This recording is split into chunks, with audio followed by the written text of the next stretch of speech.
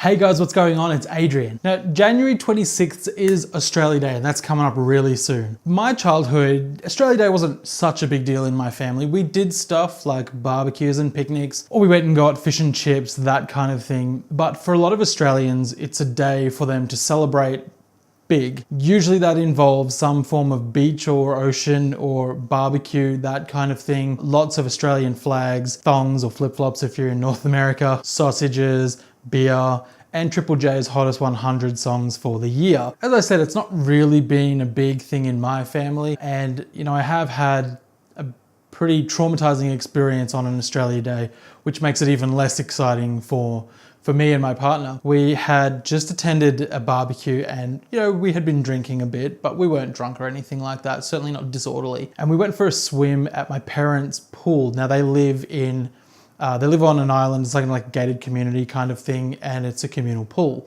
So we were there, it was hot, we were having fun, we were all loved up, it was early on in our relationship, so we were kissing, but we weren't being indecent. However, the security guard did come over and he told us that we had to leave the pool because people had been complaining about what we were doing. He said that there were families and children around and what we were doing was indecent. And there was this other guy, so someone who was just hanging around the pool, maybe with his family, who was kind of there backing up the security guard. And I didn't say anything. I didn't say a thing. We got up and we left. The pool was crowded. People were watching us. It was fucking humiliating. And I'm really angry about it still. And I'm not so much angry at the people that complained or the security guard. I mean, I am angry at them. But I'm angry more at myself because I didn't say anything, and that's something that I regret. And I know people say, oh, I have no regrets. That's something that I will always regret. I will always regret not standing up for myself. And it seems dramatic, but it's me failing my community. For every gay kid, lesbian, bisexual, transgender, queer, intersex, asexual, every black person, every Jew, every woman, every Muslim, every poor person, every disabled person, every autistic person, anyone who finds themselves being stung by inequality and injustice and ridicule. I failed every one of them. You didn't know about it, they didn't know about it, no one knew, but I knew. And that regret has kind of pushed me to be more present at those times and stand up for myself as a worthy human being, someone who matters just as much as those other people matter, who deserves to have someone stand up for them. And the reason that I feel like I've let down all those people is because, I had a voice and I could have done something about what was being said and what was being done to us, but I just didn't. I kept quiet. And that made it okay for them to do it again to someone else, to you. That's why I'm sorry. The thing I'm the most sorry about is that I didn't stand up for my partner, who it affected him a lot. So that sucks. Anyway, we're not the only people who kind of feel awkward and unwelcome on Australia Day.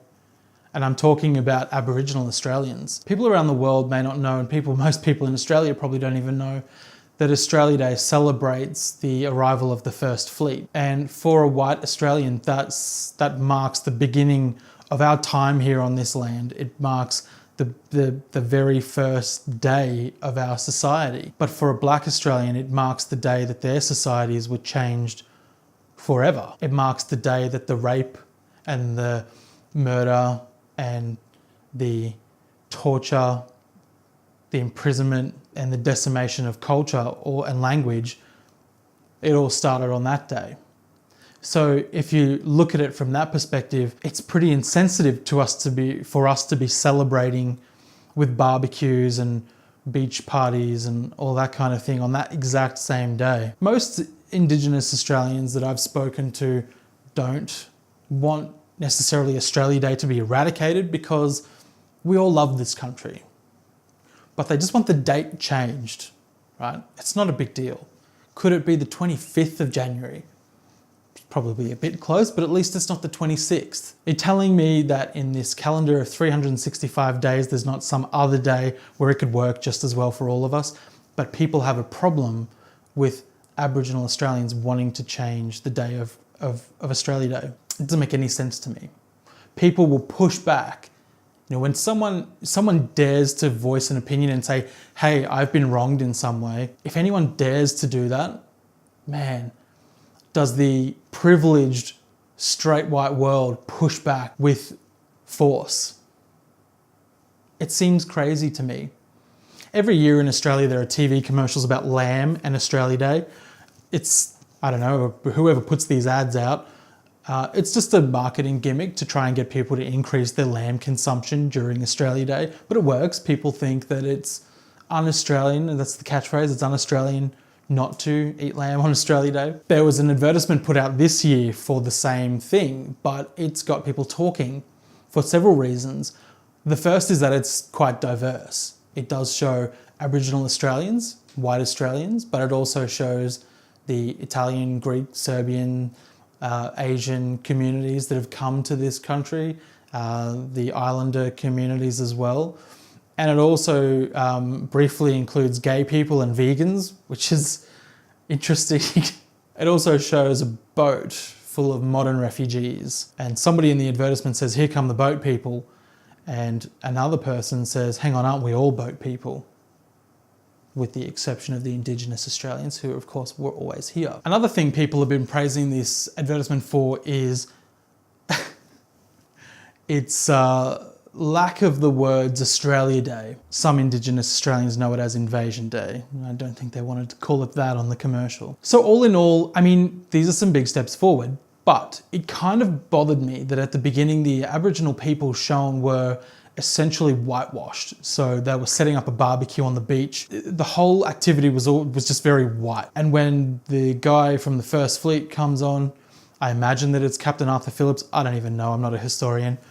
When he jumps onto the beach and starts speaking to the Aboriginal people, it's all very chummy and cordial, which is of course the furthest thing from the truth. And to me, it kind of brushed aside the significant events that happened. I get what they're trying to do with this commercial. I get it. I'm not being sensitive or tender, but I just kind of think in this country, we just keep denying Aboriginal people what has happened to them in the past and telling them to get over it. We've never even fucking acknowledged it. How do you get over it? The effects are being felt today. I work with Aboriginal people. I talk to Aboriginal people. It's not over for them. It's not something that's part of their past, it's part of their present. But that brings me to my kind of the whole point of this video, which is talking to people. I was outraged at this ad when I saw it. But then I took the opportunity, because I work with in Aboriginal health, I spoke to people about how they found the ad, if they'd seen it. And they were surprised that I was upset by it. Because for a lot of them, it was a big step forward for them. It was something that they'd never seen before.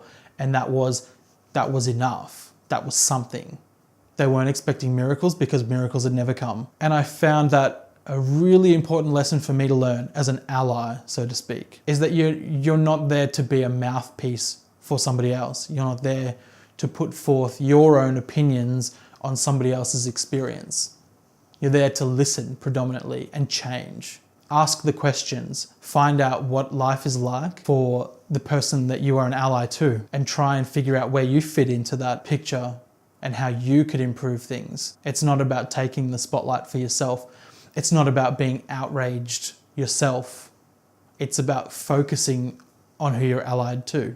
And to me, that was an important lesson to learn, because I know a lot of gay men out there think they are allies to feminists and to black people and to anyone else who is being marginalized, and just being part of the club isn't enough. You know, you can't just be a marginalized person yourself and think that that makes you an ally or even a good ally. We know there's a lot of racism in the world of gay social media and dating and all that kind of stuff. And we need to address that. We need to really be allies to the men and women who aren't part of the privileged world. I'm going to talk about privilege at another point It's not a swear word, you know, it shouldn't be a curse word to you. Privilege is not something that